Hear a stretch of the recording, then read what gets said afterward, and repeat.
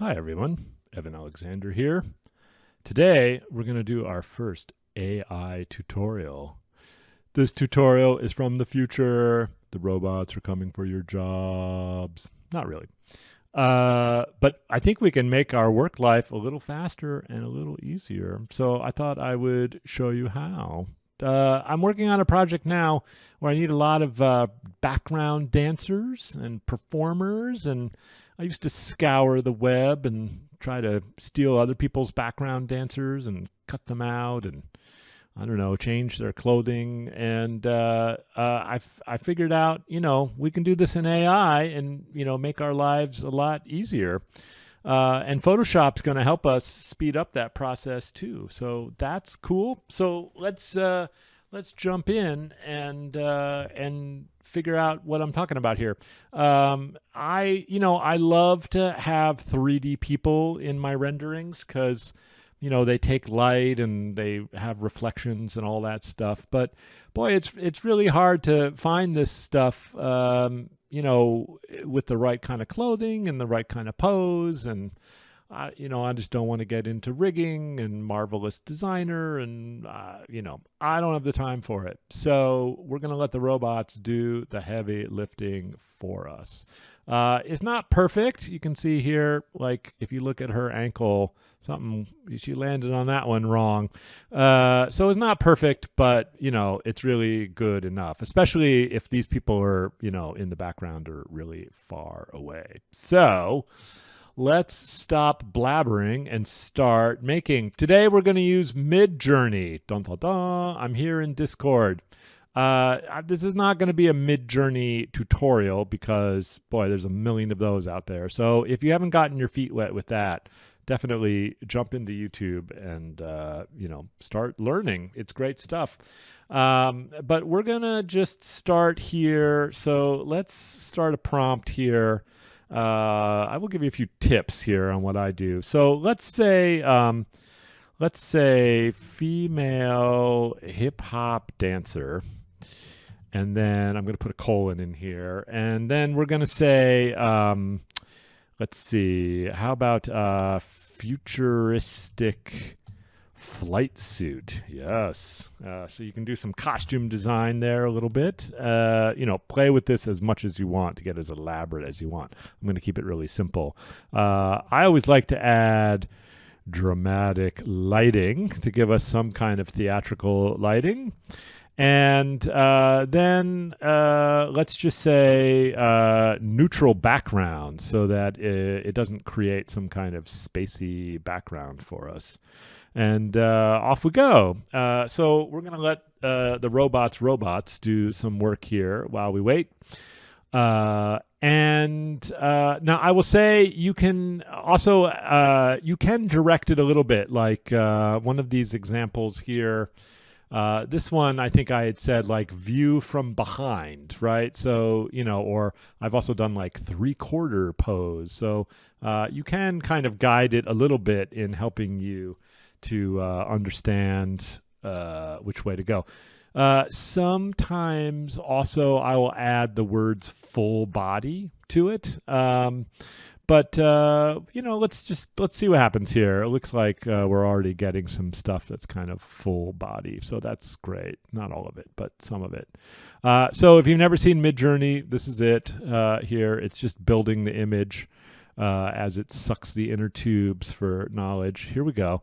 So now it spit back to us 4 variations, and these are actually pretty cool, right? Looks like we lost her hand a little bit, but that's an easy fix. This one looks pretty good, actually. The fabric is kind of coming off frame. She's great, and she is kind of out of frame a little bit, but that's okay.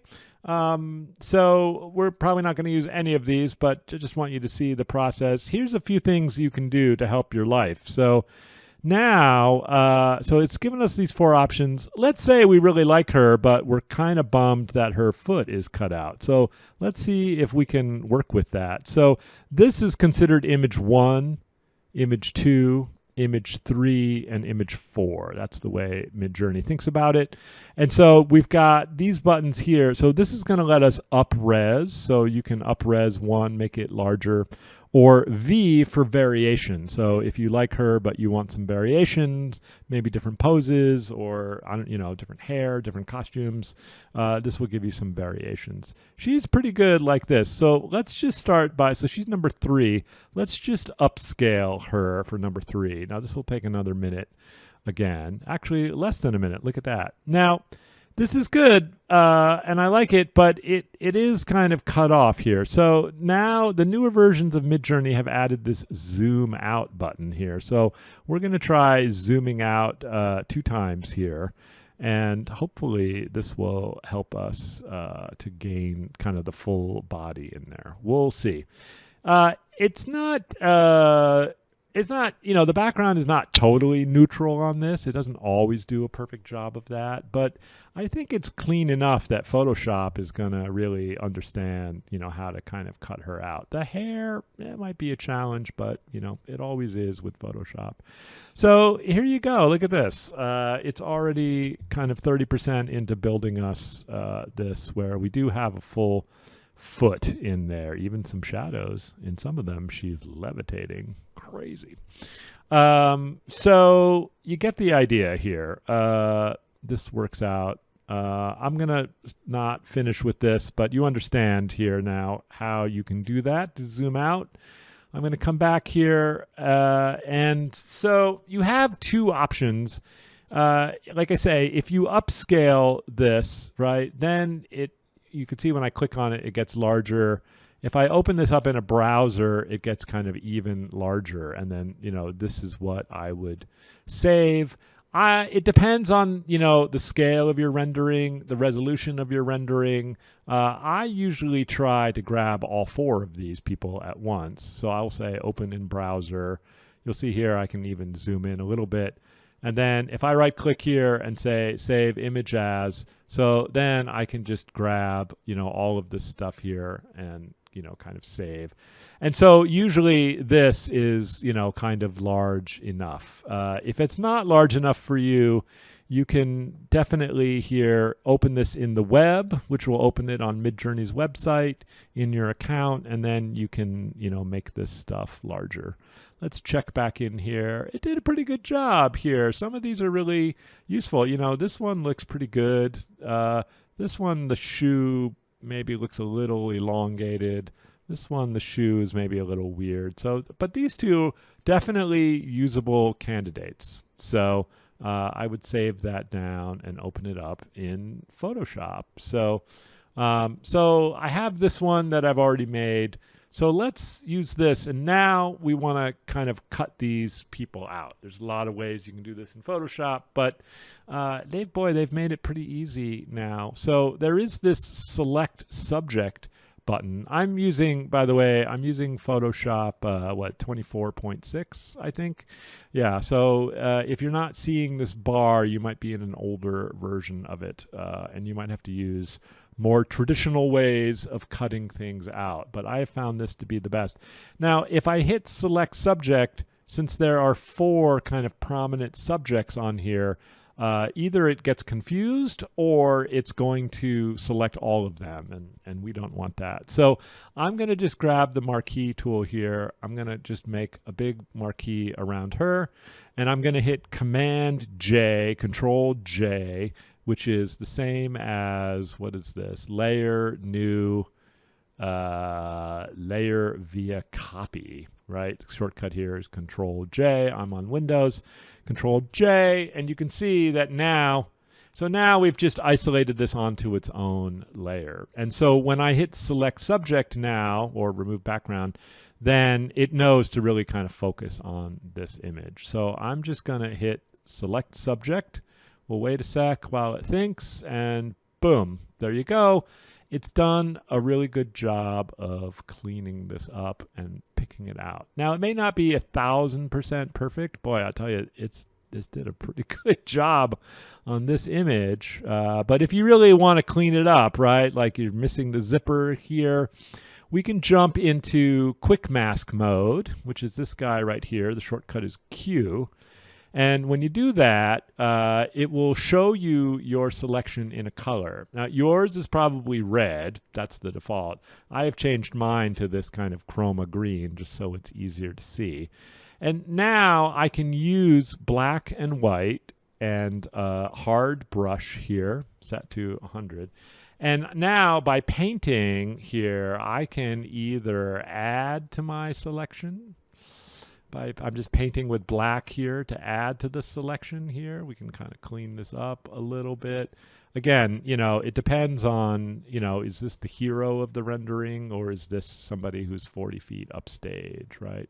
So up to you. We can, if I switch over to white, I can now paint away in Quick Mask. And so I can use these paintbrush tools that I know and love, right? Bigger and smaller here to, kind of just really clean this up and finesse it as much as you want. And then we hit the Q key again, or this button right here.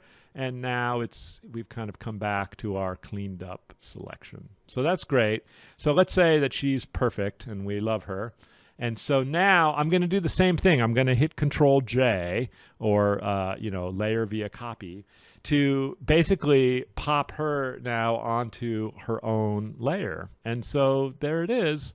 We've got her floating and flying here, all cut out and ready to go. So easy, right? And so now I have this old rendering of a sound stage that I did for a project a few years ago. Let's just imagine, if you will, that we want to put her in here. Not the most exciting rendering ever, but that's okay. So I'm going to grab the move tool. I'm just going to drag and drop her in. Hello. And we're done with you. Thank you. And here she is. She's a giant, but that's okay. So I'm just hitting Command T, free transform, and I'm just going to scale her down. Normally I would render out a 6-foot person or a cube in there as a template. So I have some kind of height guide. Today, we're just going to eyeball it and see here. If she's back here, she's near the door. And so here, maybe she's a little bit taller. We're just going to make it up. Okay, double click, and there we go. We'll name this Dancer 1 because people who don't label their Photoshop layers are evil. Now, they did a good job of cutting her out, actually. And, she does have these kind of highlights. There is a little bit of fringe here, maybe that I don't want, especially because this is kind of a dark background, right? Like I say, it's pretty good. But one thing that I like to do here, make sure your layer's selected. I'm going to say layer, matting, remove white matte. And that's just going to clean up some of this perimeter fringe. If you cut something out against black, then obviously this is kind of what you want to use instead. But she was on kind of a whitish background. So I'm just going to say remove white matte here. And you can see it just, if we go back here a step, you can see it just takes a little bit of an edge off of it. I mean, in some places it makes it look kind of like it's added a black outline. So, your mileage may vary. You can always make a selection, shrink it slightly, and then invert and delete if you want to.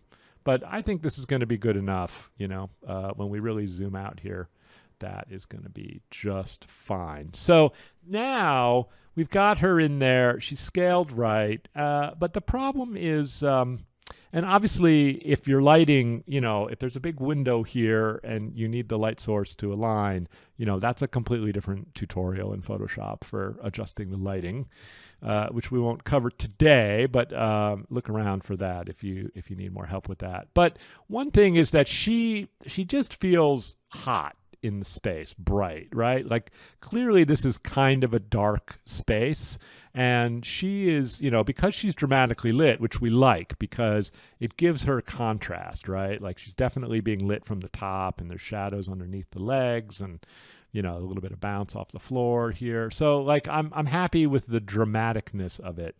But in general, and I know it sounds weird, but you have to kind of squint at your screen, right? Just like you would a painting. And if you squint, you can see that she doesn't really kind of fit in. So here's what I like to do. I'm going to come up to my adjustment layers. I'm going to add a black and white. And the minute you do that and you squint at it, you can really see now, like, wow, because now we're just dealing with value and not color. And so you can see that she definitely looks photoshopped in there, right? So just by turning that on, you can really kind of see the contrast in value. So we want to get the value right before we start kind of dealing with the lighting. That will make your characters feel like they're so much more naturally placed in the scene, right? So here's what we're going to do. I'm going to keep black and white on. I'm going to come back to adjustment layers. Today we'll use levels. You can use curves. You can use brightness, contrast, whatever floats your boat. I like levels. And so I'm going to use this bottom slider, which maybe you've never touched. I kind of ignored this for years. I don't even know what it's called. But up here is our kind of traditional, oh, wait, sorry. This is affecting everything. I want to make sure that this is only affecting the dancer and not the background, right? See, right now it's affecting everything, and that's not really what we want. So you have two options here. You can hit this little button right here, which is going to, you're basically adding a clipping mask. What you're doing is you're clipping the layer to the layer below it. So if you click that, you'll see this little arrow here. And so now we're only affecting her, which is great. The other thing that you can do is you can hold the, what am I hitting? I'm hitting the Alt key on Windows. It might be Command. And if you click on the line in between the layers, same thing. It's now clipped, unclipped, clipped, unclipped. It's really the same thing. So now levels is only adjusting her. So here, so this is basically like, what is the dark? So this is dealing with like your dark, your medium, your gamma, and your highlights. I'm sure I'm getting the terminology wrong here, but this is how I kind of understand it, right? Like this makes her brighter, this makes her darker, and this deals with kind of the midtones, right?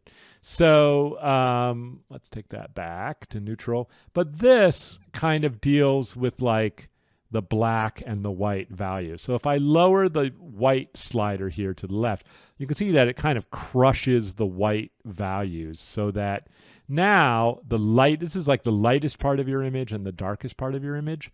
This is now mapped basically in between these values instead of the full spectrum of black to white, right? And if I crush it the other way, you'll see that it does the opposite, where it's kind of, you're getting rid of your darkest black values now, right? So these, think of these top ones as like the value of your image, the darkest, not pure black, but like the darkest part of your image, the lightest part of your image. This down here is like, what is the like white balance, the white value of, you know, of the world, right? So anyway, all of that said, you can see if I lower this down, and sometimes a little goes a long way. It doesn't have to be subtle. Now, if you start to squint at this, you can see it feels from a value standpoint like she is kind of more natural in the room, right? It's extremely subtle. And if you're watching this on your phone, on YouTube, you won't be able to tell the difference. But trust me, it's worth kind of playing around with this. So then you can see if I turn this on or turn off the black and white, see how now she just feels more natural in the space, right? We haven't even played with her highlights or her lowlights yet, but just this is what I brought in from the AI, and this one kind of simple adjustment just makes her feel more kind of natural. And now we can say, okay, you know, let's bump up her highlights a little bit here and just kind of bring some of that life back into her. Let's, you know, let's kind of darken this down just a little bit, right? And so, you know, this is totally personal preference here. So from a value standpoint, and even from kind of a lighting standpoint, she looks pretty good. She still looks like she's floating though, because she doesn't have any reflection, right? Clearly this is a glossy floor. That's why I picked this example. And she doesn't have any shadows, right? So I'm not going to get into shadows and lighting today. That's kind of a whole other tutorial, right? If she was in a spotlight, we'd have a hot spot on the floor. She'd be throwing shadows. But let's add a reflection, because that will kind of help to ground her. So I'm going to grab this layer. By the way, just a side note, I always use adjustment layers, right? Instead of just doing levels to the layer directly. It's non-destructive. You can turn it off. You can go back later and tweak it and adjust it non-destructively. So please use adjustment layers here whenever you're doing any of this stuff, right? Okay, so I'm going to grab her. I'm going to hold the Alt key and just drag her down to make a copy. So now we've made a copy of her underneath that layer. And let's say image, transform, flip vertically. And she's going to go zoop and stand on her head. And then with the move tool, I'm just going to slide her down. I'm holding shift so that she's locked into vertical alignment here. And then she's kind of snapping around. That may not be what you want. If you hold control while you're doing this, that will kind of suspend snapping, and you can really kind of dial this in where you want it. So now I feel like she's lined up pretty well. And now you can play around with blending modes if you want. I'm just going to lower her opacity here a little bit and try to bring it down to something that looks kind of normal. So that's great. Now, the other thing is that reflections aren't like crisp and perfect the whole way. I mean, if the floor was mathematically level and there was zero dust on it and you're in a vacuum, maybe, but we're not. So one thing I like to do is blur, right? Like the further away the reflection gets from the source, the blurrier it gets, right? So like it'll be crisp at the feet because that's just a few inches away, but the head is like a few feet away, and so things tend to get a little more blurry and I think just look more natural. So I'm going to grab the blur tool because I don't want to blur the whole thing. I just want to be able to selectively paint. So I have the blur tool really low, 20% here, and I'm just going to give her kind of a quick, just subtle. Right? And just so now, right, obviously I could spend more time on this and make it more perfect, but in general, not bad. And, I'm going slow here because I'm yammering away. But if I was doing this, real quick, in just a few minutes, we could have a whole dance brigade in here. And you're not hunting around Google Image. You're not stealing other people's, costumes. You're not photoshopping out the Getty watermark, right? So I just think this is kind of a fun and great way to do it. And hopefully you do too. All right. Thanks, everyone. Talk to you soon.